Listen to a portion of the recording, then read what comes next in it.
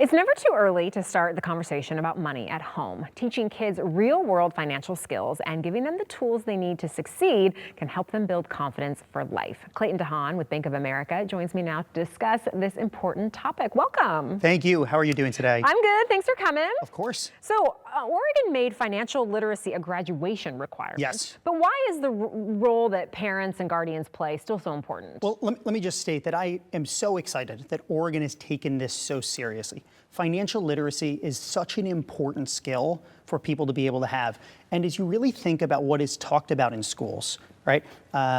Learning with math and writing, those are things that we invest in from the time a student is just starting out in school because they know that they're a long-term investment in lifelong learning. Financial literacy is the exact same thing. And the earlier we start it, the better. But the truth about learning is that the best learning happens at home. It's experience-based. And what kids look for isn't necessarily what happens at school, but what their parents and caregivers do. So when parents are able to model those behaviors and really showcase how important having good financial literacy and being competent with how they use their money, it creates lifelong changes in how someone really thinks about their money and what they do when they have to make decisions out on their own. So when should parents kind of start that conversation talking about money? That's a great question. And it really should be as early as humanly possible. You know, I have a 5-year-old daughter, and my wife and I have made the choice whenever we can to set those examples for her, because I think a lot of parents look at it and say, oh, my child's too young. But kids learn from the day they start walking, moving, right? And I think back to, like, if today we were asked to go walk and run for the first time as an adult, I'd be terrified, right? But that's exactly what we do for kids when it comes to financial literacy. So if you start using simple building blocks, like the difference between saving and spending, making choices between two things that someone might want, that's really easy for a young child to get. And then over time, start to increase the complexity.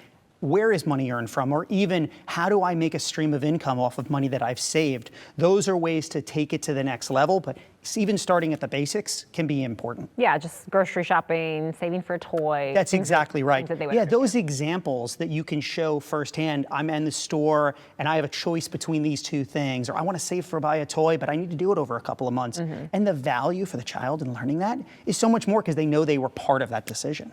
What resources are out there for parents to teach their kids about finance and then maybe help themselves get more comfortable with their own knowledge base? Yes, so there is a number of resources, and it really starts with looking in your own community, right? Nonprofits, community centers, all want to be able to make sure that their local citizens really understand how to take care of their own finances. And they partner with other banks all across the industry to make sure those topics are relevant. We at Bank of America participate in that on a regular basis. And we also have other tools that we use to be able to help people really make those good quality choices early on. We have an amazing free site, bettermoneyhabits.com, that's available for anyone that has tools, resources, videos, and even games that they can use with their kids to practice those skills.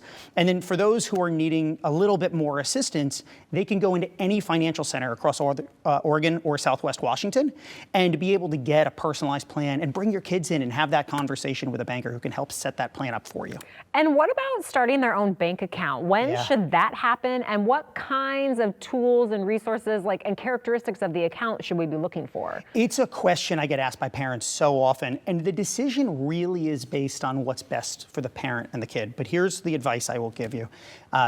I believe the sooner, the better. The world that we live in today with how payments are made digitally is very different than when I was a kid, right? Yeah. I used to see $10 go for an item, $5 back, and I understood you give something to get something.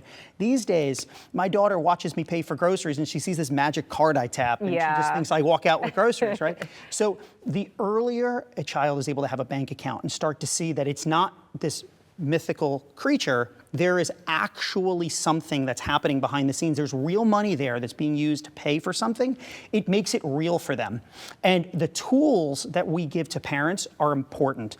We have a safe balance bank account for family banking that we offer at Bank of America that allows families to set an account up for a child as young as 6. And the reason we do that is because while a parent goes in to set up the account, they're able to choose how much money is in that account, where that child can spend the money and how much they can use in a single purchase. And then they can use that to have a dialogue with their kid. Parents tend to be afraid to have money conversations with their kids, but it's a lot easier when you're talking about what the kids' choices are. Right. Because you can see what they're doing and you can give them real life learning on the spot to make them make better choices, which is why I already have an appointment set up for my 5-year-old when she turns 6 to be able to get that account set up. That's great. Well, great tips. And you can start the talk with your family about financial literacy. Resources are available from Bank of America. And scan that QR code on the screen. That'll take you to the website Clayton mentioned, the Safe Balance Banking for Family Banking website. Thank you for coming back and thank you for the tips. Very helpful. Thank you so much. Have a great one.